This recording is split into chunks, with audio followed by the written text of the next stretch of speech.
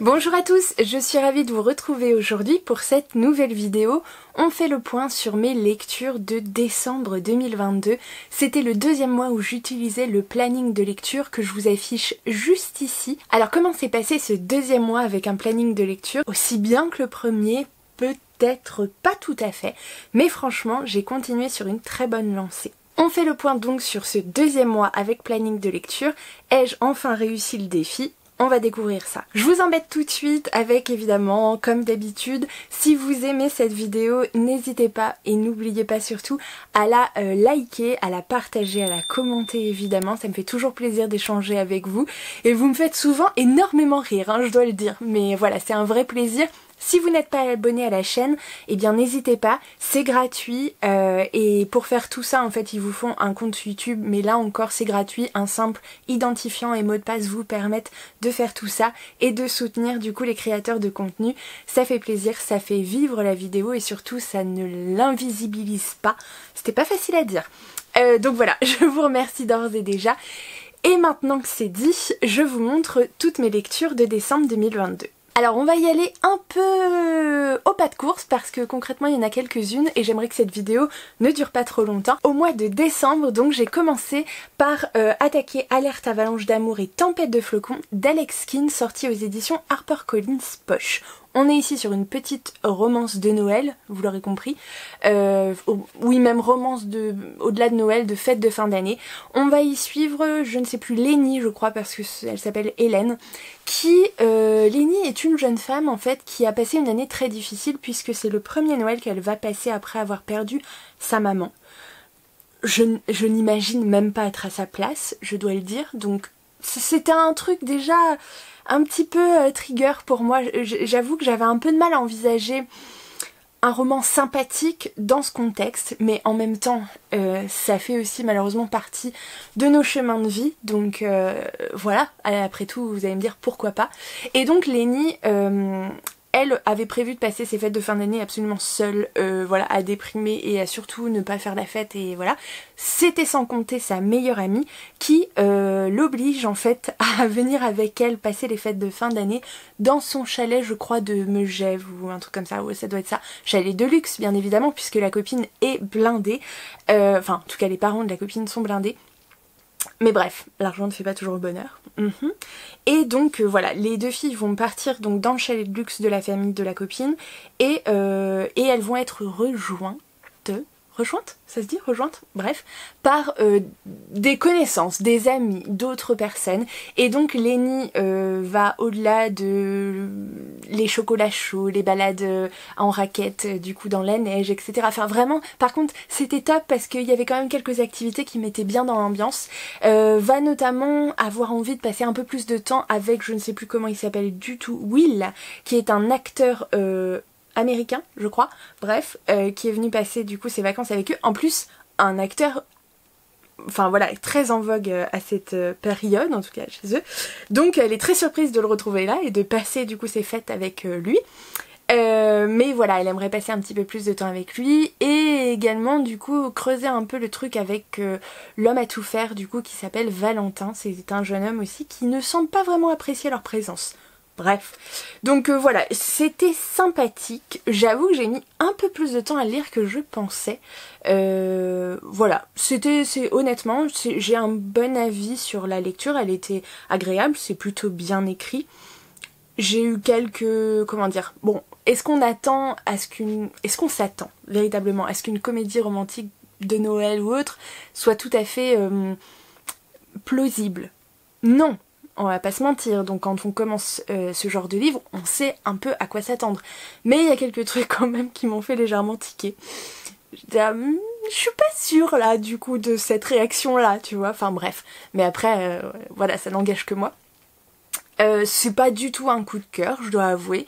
J'ai passé un bon moment, mais je crois qu'il va continuer sa vie un petit peu sans moi. Une très belle découverte graphique du coup en cette fin d'année, et je me suis un petit peu dépêchée de la lire du coup à ce moment-là, puisque je souhaitais absolument chroniqué cet ouvrage pour une émission radio. Il s'agit de Troll, du coup l'album d'Ellie S. Green et de Lisa Giske aux éditions Gulfstream.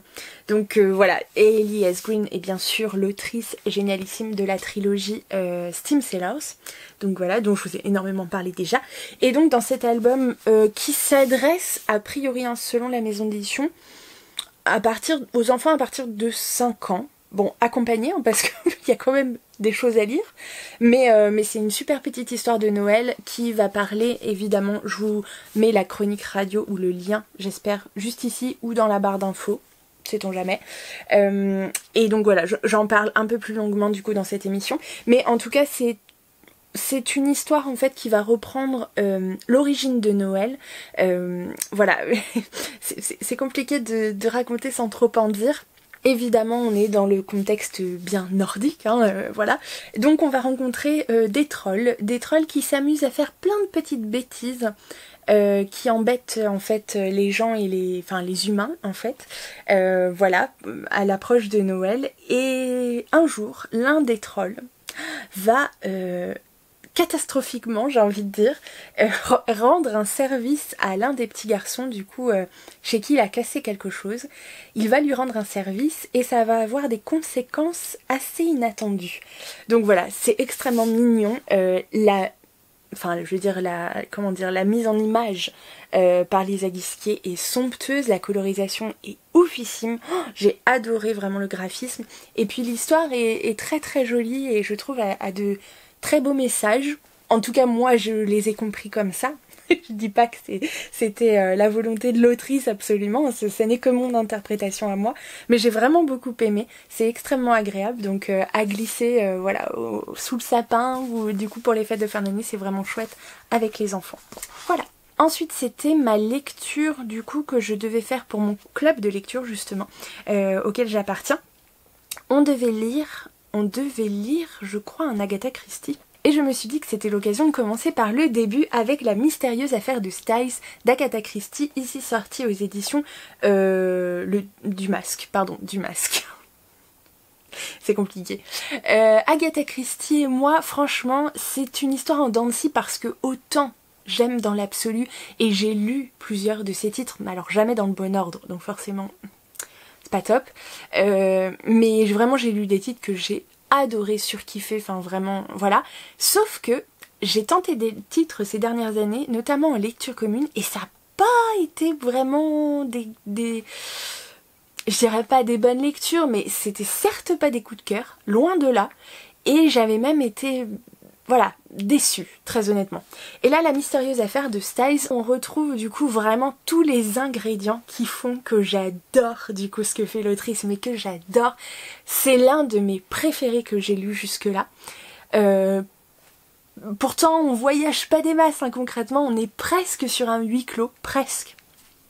On va suivre, alors ça fait un moment que j'ai lu, du coup on se retrouve dans le manoir de Styles évidemment, qui appartient à la richissime Emily Inglethorpe, qui est retrouvée empoisonnée dans son lit alors que les portes sont fermées, enfin bon bref, vous voyez un peu le délire. Les soupçons se portent rapidement sur son jeune mari, du coup qu'elle vient d'épouser, la différence d'âge est légèrement étonnante en tout cas, et pour l'époque et pour les gens du coup qui connaissent cette vieille dame, et le verdict paraît un peu trop évident au colonel, oui parce qu'il n'est pas capitaine, colonel Hastings, donc le fameux duo évidemment du célèbre personnage d'Hercule Poirot, et donc Hastings va décider d'appeler Hercule à la rescousse pour qu'il vienne un petit peu enquêter. Alors on est vraiment sur le tout début de leur duo entre guillemets, puisque ils se sont rencontrés dans un autre contexte, enfin voilà, ça nous est expliqué,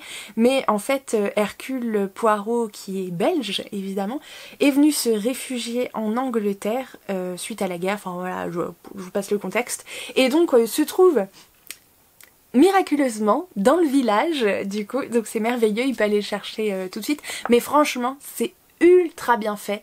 J'ai galéré ma mère à découvrir qui c'était. Vraiment, je me suis fait balader jusqu'au bout. Vraiment, je ne savais pas qui pouvait bien avoir commis ce crime, s'il y avait eu un crime véritablement. Enfin vraiment c'était terrible. Donc une totale réussite pour celui-ci, vraiment. Si j'ai un conseil, c'est très bien de commencer parfois par le début. Et celui-ci en est un très bon exemple. On part tout de suite dans le genre de l'imaginaire, un imaginaire un peu gothique, un peu creepy, mais alors tellement bon. Je vais arrêter de vous teaser, je vous donne le titre tout de suite. J'ai lu A Forgery of Roses de Jessica S. Olson, sorti aux éditions Big Bang, et je vous le dis, j'ai adoré. J'ai adoré cette lecture, vraiment, c'était une lecture commune qu'on a fait avec le groupe de lecture commune spéciale fantasy, fantastique et SFFF, bref. Et vraiment, cette réussite, mais alors pour moi, je tiens à le dire pour moi parce que ce livre est loin d'être sans défaut, mais j'ai adoré quand même. Et parfois ça s'explique pas, et celui-ci j'ai adoré. Alors je vous raconte un petit peu, on suit Mira qui est une prodige. Dans ce monde, c'est les personnes qui sont dotés d'un certain pouvoir. Ces prodiges en fait peuvent peindre en fait le portrait d'un modèle, donc tel qu'il le voit, tel qu'il est en réalité, puis revenir sur ce portrait et faire les modifications qu'ils le souhaitent. Donc ça peut être des modifications physiques extérieures, par exemple si vous voulez vous raccourcir le nez, raccourcir vos oreilles, changez-vous la couleur de vos cheveux, etc.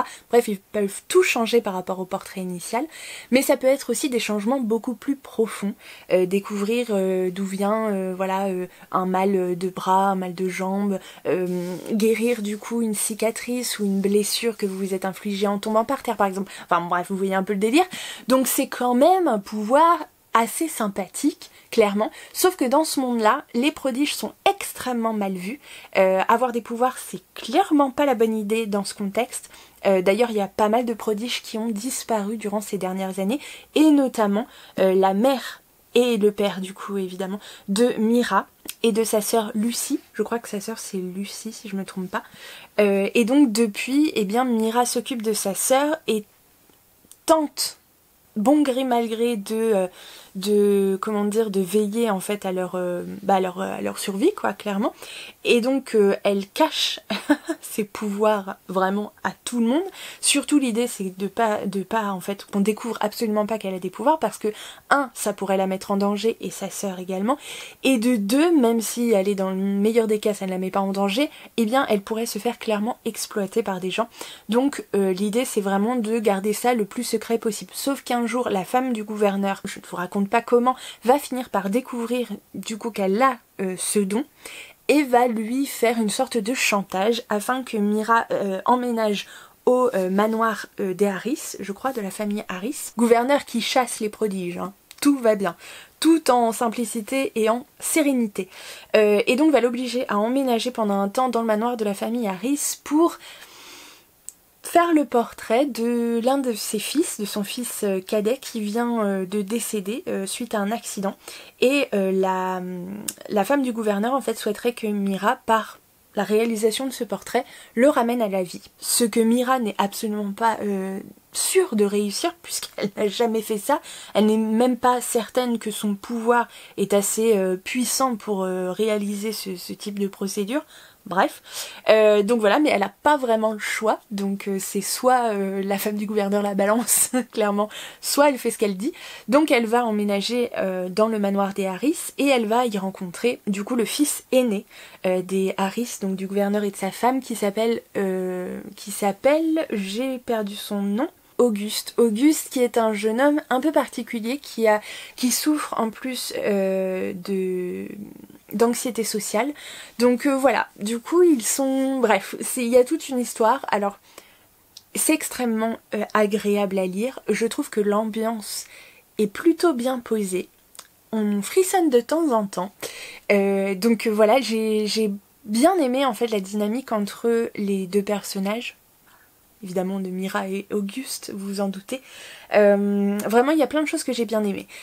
L'idée aussi, le plot de départ vraiment m'appelait comme jamais, une histoire de peinture, enfin des peintres avec des pouvoirs, mais enfin bah voilà quoi, concrètement je trouvais ça fou, ça m'a rappelé un petit peu, alors avant d'avoir lu le livre, je trouvais que ça avait un petit écho au portrait de Dorian Gray un petit peu, je me suis dit il y a peut-être quelque chose comme ça. bref. Donc voilà, ça m'appelait extrêmement bien. Du coup, il y a quand même quelques problèmes à l'intérieur de cet ouvrage, et de rythme, et de réaction de personnages, et également quelques manques du coup d'explications par rapport à l'histoire, et quelques facilités scénaristiques aussi. Bref, voilà, hein, vous l'avez compris, il n'est pas sans défaut, loin de là, mais franchement, j'ai adoré cette lecture, et alors, regardez ça. Voilà, voilà, voilà. Du coup, il est magnifique. Donc pour moi, une très très belle découverte. Ensuite, ça a été une lecture commune avec ma copine Laetitia du coin lecture de Galets. C'était le point final à cette saga du coup qu'on a lu ensemble, donc avec elle déjà je suis très très attachée parce qu'on l'a lu ensemble, c'est évident, et aussi parce que j'ai tout simplement adoré cette histoire, adoré ces personnages, adoré l'univers, j'ai tout adoré. Vraiment c'était un régal du début à la fin, et il y avait une petite cerise sur le gâteau, comme ça, voilà, sympathiquement, c'était pas ouf, ça a pas révolutionné le truc, mais c'était hyper cool de les retrouver, tous ces personnages que j'aime tant, dans une petite histoire courte parce que ça le fait 70 pages. Il s'agit du tome 3.5 de la saga Ivy Wild, le tome 3.5 intitulé Noël, enquête et étincelle d'Hélène Harper aux éditions Bookmark dans la collection Infinity Urban Fantasy. Donc voilà, notre petite sorcière flemmarde voilà, se retrouve encore dans de beaux draps et voilà, et du coup j'ai adoré. C'est un tome 3.5 donc je pourrais pas vous en dire plus. Ivy Wild, c'est donc la sorcière la plus flemmasse de la Terre qui s'est fait virer en fait de l'ordre de... Bon, je la fais simple, de l'ordre de la magie en gros, à laquelle normalement les sorciers appartiennent. Elle s'est fait virer, je ne vous dis pas pourquoi, et depuis elle est devenue chauffeuse de taxi, mais alors clairement, je veux dire, le minimum syndical, et ensuite l'idée c'est de retourner se pioter dans son canapé, manger des chips devant des émissions de télé, voilà, qu'elle adore quoi. Clairement c'est ça son but. Et puis tout va partir en live le jour où l'un des sorciers les plus puissants et les plus charismatiques de l'ordre se ramène chez elle, du coup se lie magiquement avec elle pour résoudre une enquête. Voilà. Alors qu'en fait le mec et du coup ceux qui l'accompagnent se sont juste gourés de filles. Voilà. C'est merveilleux. Donc on adore, c'est... Je sais pas si on peut parler, oui c'est un petit peu un enemies to lovers, mais gentil, mais du coup il y a plein d'humour, elle est... j'adore son humour caustique, c'est terrible, je suis fan d'Ivy Wild. Ensuite je suis repartie un petit peu du côté des comédies romantiques de Noël, et en l'occurrence j'avais un titre qui traînait dans ma pile à lire depuis un peu plus d'un an, je crois que je l'avais acheté pour le Noël 2021, peut-être. J'espère, en tout cas qu'il n'était pas plus vieux que ça. C'était les 12 Noëls de Kate de Jenny Bayliss aux éditions Hauteville. C'est un beau bébé hein, parce que là on est sur un grand format qui fait plus de 540 pages. Donc voilà, il a fallu s'enfiler. L'idée en fait de cette histoire, c'est évidemment Kate Turner, qui est plutôt heureuse, hein. Du coup elle est revenue vivre dans son village de Blexford. Elle ne pense plus trop à l'amour, elle passe tout son temps libre à faire des pâtisseries pour le café de son amie d'enfance Matt. Et en plus, je crois que dans mes souvenirs, Kate est illustratrice, donc travaille de chez elle tranquillement. Enfin voilà, vraiment j'aime beaucoup sa vie. A priori, elle a une chouette maison, tout ça, c'est cool. Et quelques semaines avant les fêtes, en fait, sa meilleure amie la presse de s'inscrire à une nouvelle application de rencontre, le coup de foudre, qui garantit de trouver l'âme sœur en 12 rendez-vous avant Noël. Oui, parce que sa meilleure amie, du coup, travaille dans un hôtel qui est en partenariat, en fait, avec cette application, organise, du coup, un gros événement. Et, du coup, ce serait chouette que Kate participe, quoi. Enfin, voilà. Enfin, que son amie participe. Bref. Et donc, bon, Kate, voilà, plus pour lui faire plaisir qu'autre chose, se lance finalement dans l'aventure, bon, avec amusement, mais au fur et à mesure, elle en apprend davantage sur les hommes ainsi que sur elle-même. Vous vous doutez bien que les 12 rendez-vous ne vont pas tout à fait se passer comme prévu, et quand le grand jour, du coup, de Noël approche, elle s'interroge, est-ce vraiment la saison de l'amour ou vivra-t-elle le Noël le plus froid qu'elle ait jamais connu? Bref, ça n'a pas révolutionné le truc, si vous voulez. Par rapport au plot, je me suis attendue, en fait, depuis les premières pages, à la résolution, à la conclusion, du coup, de cette histoire. C'était sympa, il y a quand même 2-3 trucs qui m'ont chagriné. J'ai peur de vous en parler et de vous spoiler, donc je vais pas le faire. Mais franchement, il y a des trucs dans les histoires, je me dis, mais les gars, comme dans la vraie vie en fait, on peut faire les choses un peu proprement, tu vois. Bon, pourquoi des fois, je me dis pourquoi parfois je sais pas, on se rend pas compte ou on se dit que c'est trop difficile de prendre certaines décisions. Respecter les autres un moment, parce que bon, ça a beau être une histoire et tout, mais je vois tellement de ce genre d'exemple dans la vraie vie, ça me gêne, vraiment ça me gêne. Même si bien évidemment j'étais contente de la conclusion, tout ça, mais il y a des petites façons de faire qui... Bref. Donc voilà, mais du coup un petit roman de Noël, bon, qui fait son job, même si je l'ai trouvé, il me semble me souvenir, un chouïa longuet quand même. Ça aurait pu être un peu comme ça. Et puis bon, bah il y a des quand même facilités un petit peu scénaristiques. Pardon, je fais de ménage en même temps que je vous parle. Il y a des petites facilités, du coup des... Bon, voilà. C'était pas parfait, mais c'était quand même une chouette lecture. Et puis bah dans cette ambiance du coup qu'on aime bien quand même, donc pourquoi pas. Ensuite, c'était presque un aussitôt reçu, aussitôt lu. Presque. Mais j'étais très contente de retrouver ce papa que j'adore. Il s'agit du tome 9 de la BD de Dad, de la BD Dad, le tome 9 intitulé Papa Pop de Nob aux éditions Dupuis. Je vous parle régulièrement de cette petite bande dessinée qui est ultra sympathique, qui parle de ce papa célibataire qui élève ses 4 filles de 4 mères différentes. Et c'est leur quotidien, et voilà, ce papa est acteur, en tout cas acteur chômeur, bref, enfin bon, voilà, faut aimer, mais du coup je me délecte à chaque fois de ces petites lectures. Le tome 9 ne déroge pas à la règle, vraiment. Il y a eu un espèce de, je sais pas, passage où je me suis dit dans le tome 8, si ça prend cette direction, je sais pas trop où ça va aller. Et puis finalement ça revient vers ce que j'aime dans le tome 9, donc tout va bien. Je peux pas trop vous en dire plus, on est sur un tome 9, donc voilà, mais c'est vraiment ultra chou. Alors ensuite, grosse lecture commune, bon, qui a été, comment dire, un petit peu compliquée, et de ce tome-là, je ne vais pas vous parler très très longtemps, puisque j'espère bien organiser une petite vidéo spéciale, un petit live, voilà, pour débriefer de cette lecture, donc... ne vous en déplaise. J'ai lu du coup au mois de décembre le tome 2 de la trilogie Sorcier, enfin bon, en tout cas de la saga Sorcier, de Maxime Fontaine et Romain Watson, donc qui s'intitule Terres oubliées aux éditions Gulfstream. Comment vous dire? On a lu du coup le tome 1 en lecture commune, il me semble au mois de novembre. J'ai adoré, vraiment j'ai adoré, on en a parlé en live. C'était une très très très très belle découverte. Je sais pas si je vous fais l'affront de vous refaire un résumé et si ça vaut le coup, très honnêtement. On est ici sur un roman young adulte.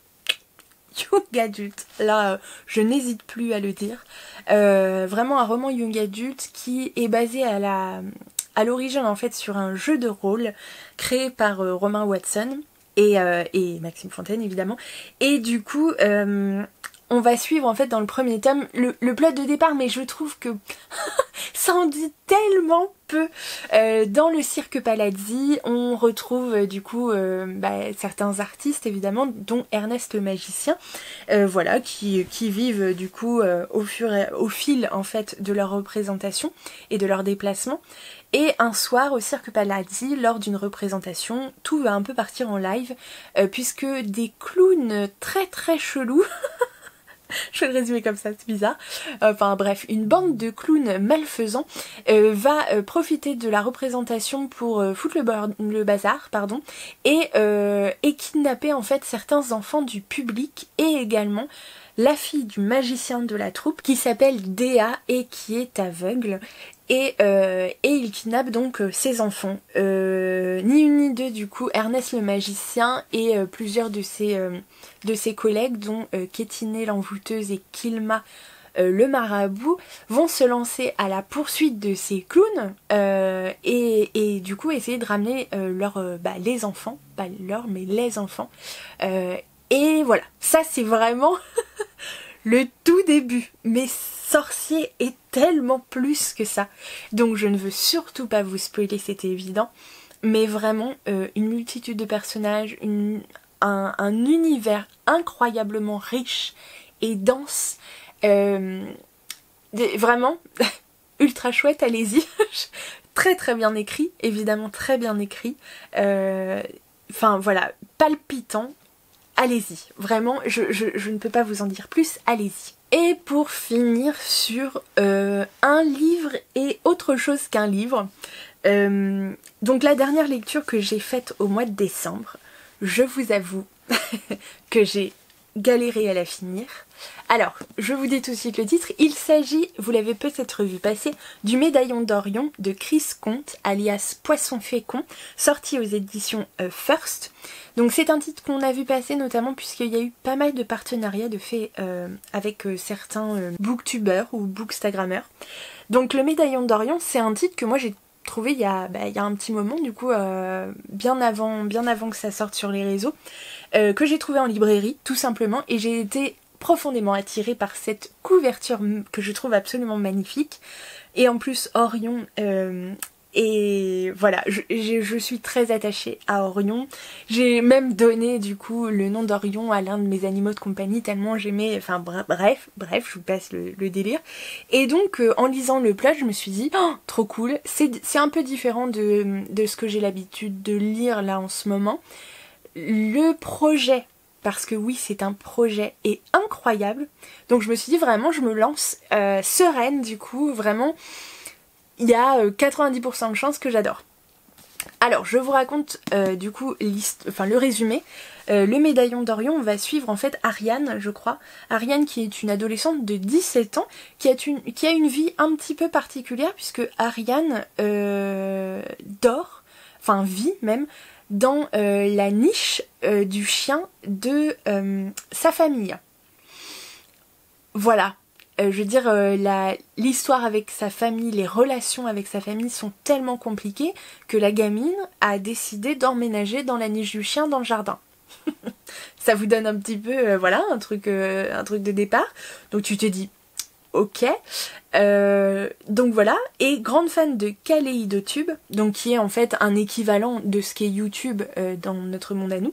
Elle peut passer des heures à regarder des vidéos de ses kaléidoteurs favoris, aspirant à devenir à son tour une kaléidoteuse célèbre. Un jour, l'un d'entre eux, Orion, organise un concours national qui pourrait bien changer la vie d'Ariane.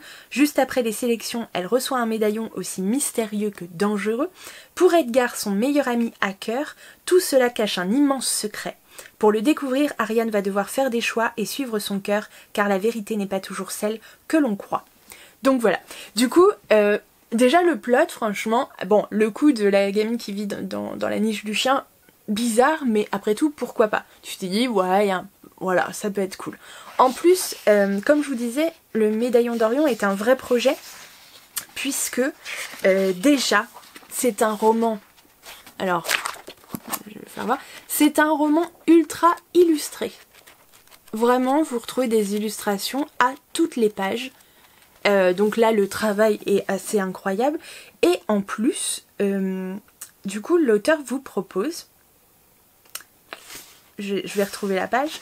Vous propose du coup une lecture en fait immersive avec donc un QR code qui vous envoie sur une sorte d'application totalement gratuite qui va vous permettre du coup de télécharger en fait l'Orion Sonobox, donc qui est en fait une application musicale qui est censée vous accompagner donc tout au long de votre lecture, et donc à chaque étape où vous avez ces petits numéros de pistes, vous changez du coup la musique au moment où vous commencez du coup la lecture de ce chapitre ou de cette partie, tout ça.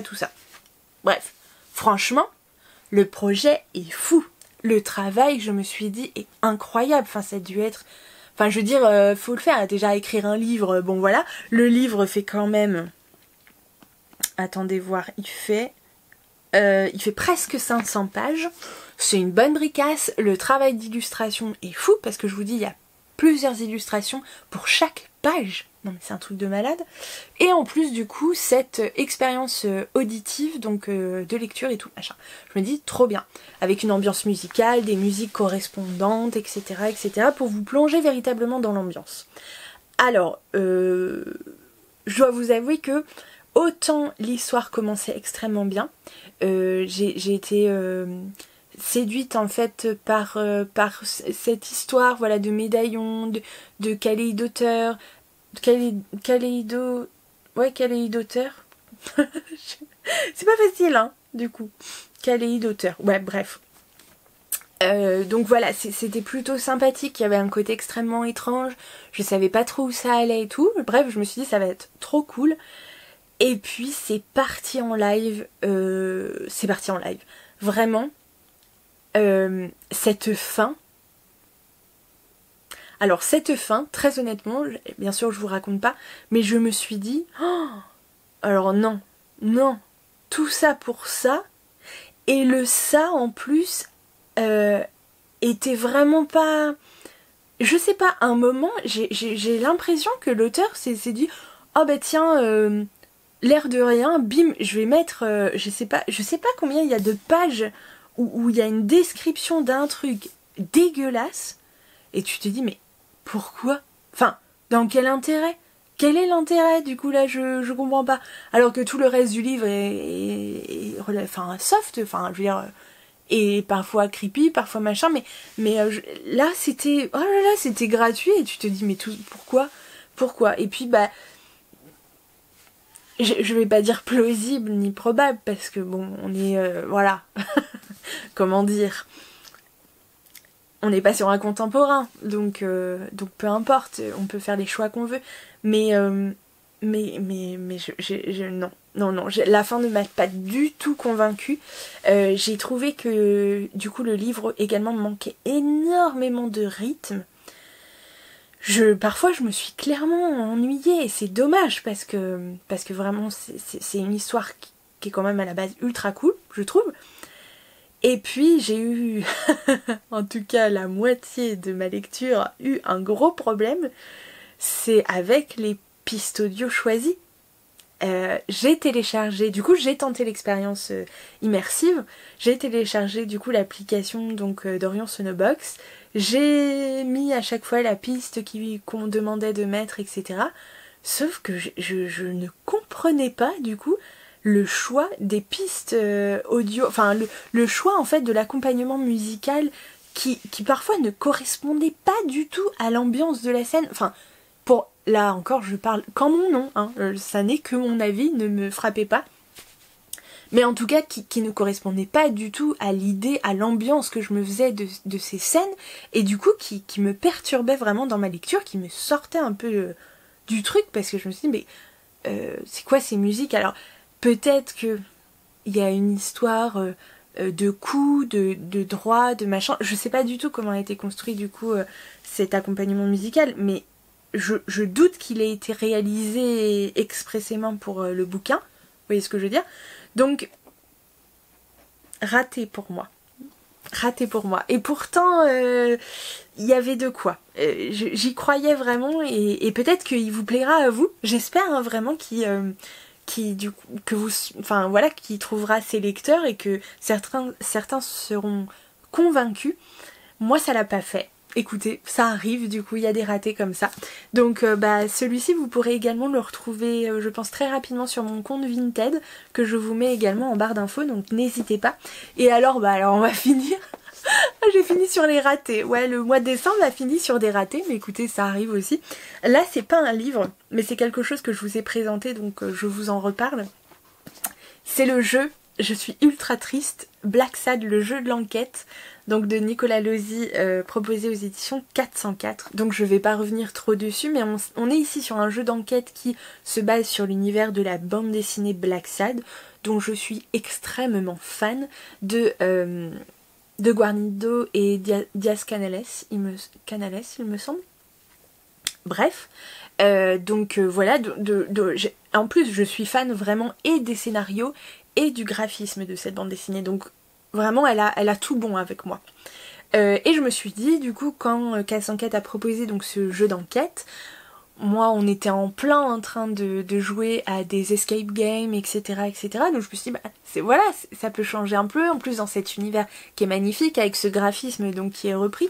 Donc je me suis dit, trop cool et tout, on va jouer dans l'univers de Black Sad, ça va être énorme. Ah là là, la déception. Alors, concrètement, pour ceux qui ont lu le premier tome de Black Sad, et ben c'est ça. En fait, tout est repris du premier tome de Black Sad, l'enquête, les personnages, la même, vraiment la même. Et j'ai trouvé vraiment des difficultés dans la, comment dire, dans l'élaboration du jeu même. Des trucs, enfin je dirais qui n'avaient pas de sens, pardon, je suis désolée de le dire, mais là après, encore une fois, ça n'est que mon avis et ça n'est que mon expérience. Mais on a pourtant, voilà, pris le temps de lire, voire relire les règles, etc. Et quand on s'est lancé, vraiment, il y a eu des soucis. Alors certes, on a fini le jeu et tout, mais on ne sait toujours pas comment. Donc, non, vraiment, voilà. Pour les personnes qui ont lu Black Sad, eh bien, je trouve que le jeu n'a finalement pas trop d'intérêt. Pour les gens qui ne connaissent pas la bande dessinée Black Sad, peut-être du coup que ce jeu pourrait leur plaire. En effet. Voilà, mais pour moi c'est un fail. J'en suis la première vraiment navrée, hein, vraiment navrée. Mais bon, écoutez, c'est comme ça. Du coup, je vous abandonne parce que je vois l'heure qui défile, c'est terrible, et que je parle bien trop, et que je vais me détester au montage, mais c'est évident, et que je vous retrouve en fait tout de suite en live YouTube, donc je ne veux pas être trop en retard. Du coup, j'espère que vous avez quand même apprécié ce petit point lecture, que vous avez pu trouver des choses qui vous ont inspiré et qui vous ont donné envie. N'hésitez pas à me dire tout ça en commentaire, n'hésitez pas également à me dire si vous avez lu également les titres que je viens de vous présenter, si vous avez le même avis, un avis différent, on peut tout à fait en discuter, j'en serais très très contente. Donc voilà, je vous retrouve très bientôt pour une prochaine vidéo, et en attendant, je vous fais plein de gros bisous.